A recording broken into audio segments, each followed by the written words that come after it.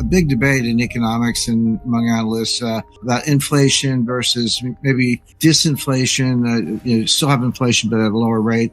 And that debate kind of went on through most of 2021, but that's over. Inflation's here. There's no more debate about it. The new debate is, will it persist? Will it get worse, which it might? Or will it be subdued in some way? Now, I have actually been in the camp. Again, you can see the inflation coming. It's here.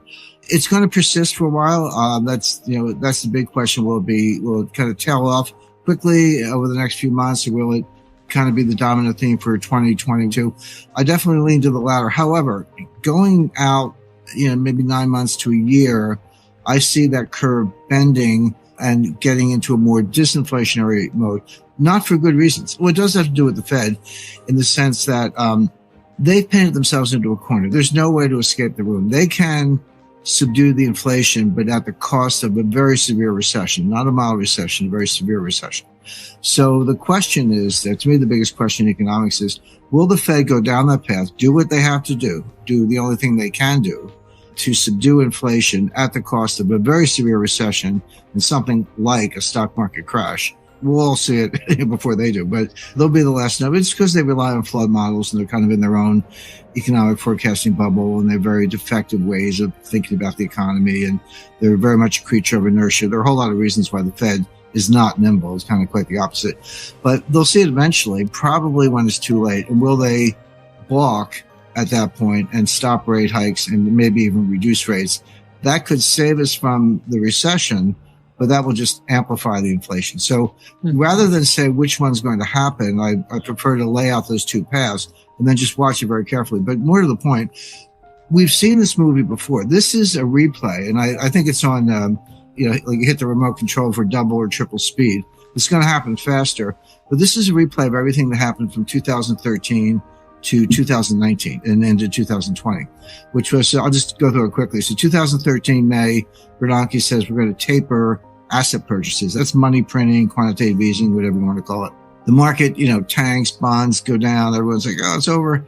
And then Bernanke balked. But finally, in November 2013, they said, okay, the taper begins. They were still printing money, but at a slower rate, and that matters. That went on till late 2014. The taper was over. They stopped buying new assets. They said, okay, here come the interest rate hikes. Except they didn't come for another year. It wasn't until December 2015 that then Janet Yellen finally raised rates. And then another year for the second rate increase. So it was December 2016. So it was really, really slow, 2.5 years. But they got to 2 rate hikes. But then here comes Jay Powell. And then like clockwork, boom, boom, boom, 25 basis point hikes every meeting.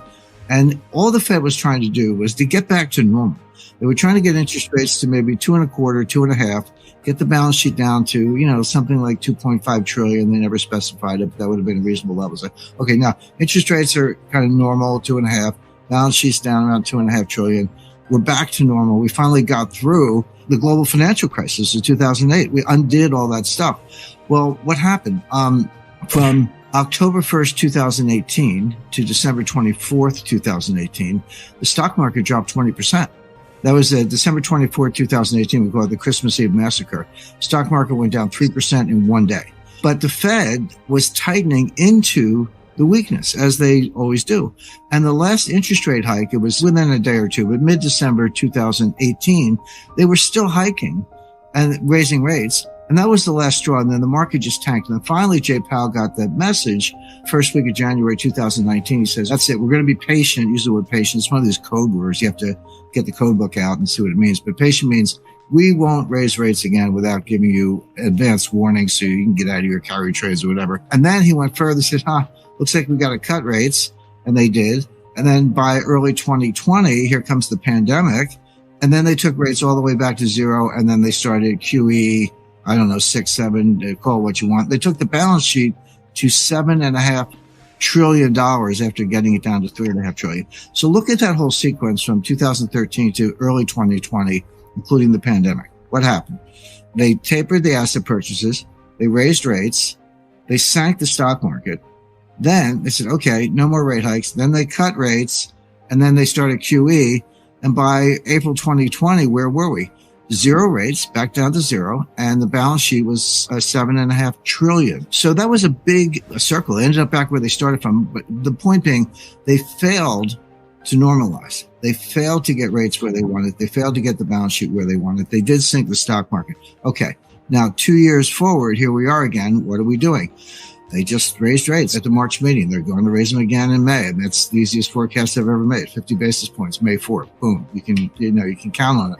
And they're going to announce, by the way, I don't have a crystal ball. The Fed told us that. They may be wrong, but they're transparently wrong. So they tell you what mistakes they're going to make in advance. So that's the Fed forecasting is actually fairly straightforward because you just have to believe them.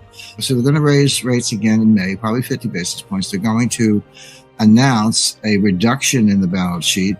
Whether they actually start it in May, they probably will. $100 billion a month reduction in asset purchases. So that's QT, quantitative tightening.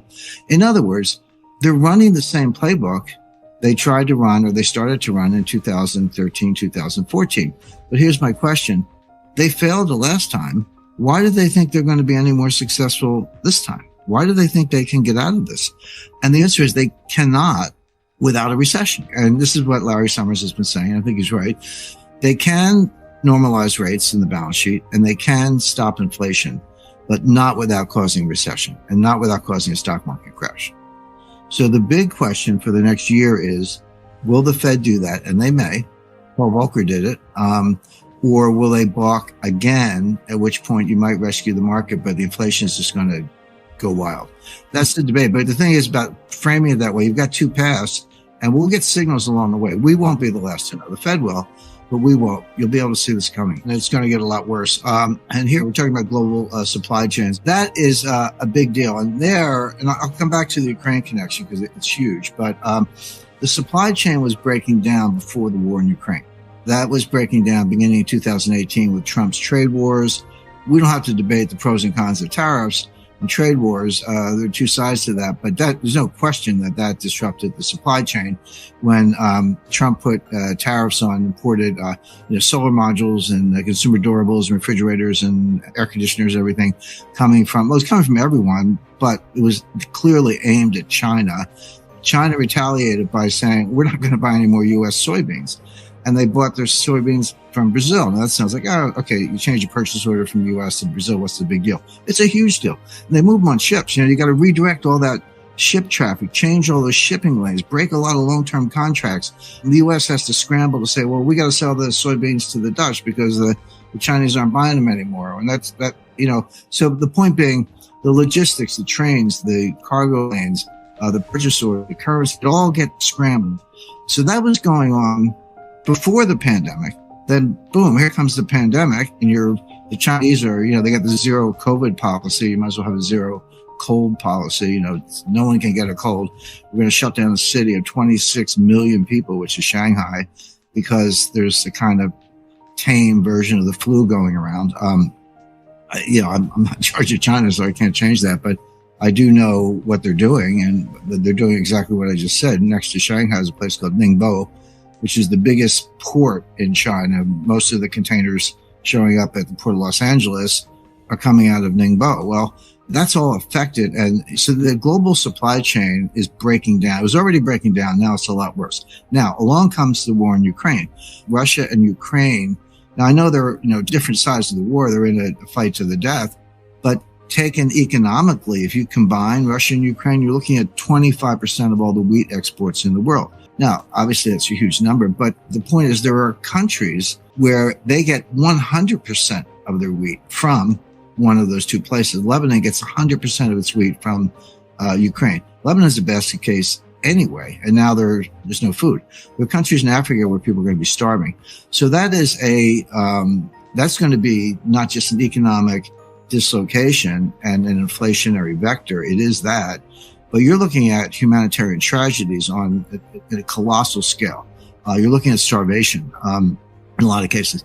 But let's not, and that's bad enough, let's not stop with wheat. For example, the U.S. said we're not allowing any advanced semiconductors, maybe any semiconductors at all, or high-tech equipment to be exported to Russia. Certainly can't come from the U.S. But the United States went further. We said, we don't care who you are, if you're China, Taiwan, Japan, anyone else. if you're manufacturing advanced technology equipment and tools and using semiconductors that involve U.S. technology or U.S. tools,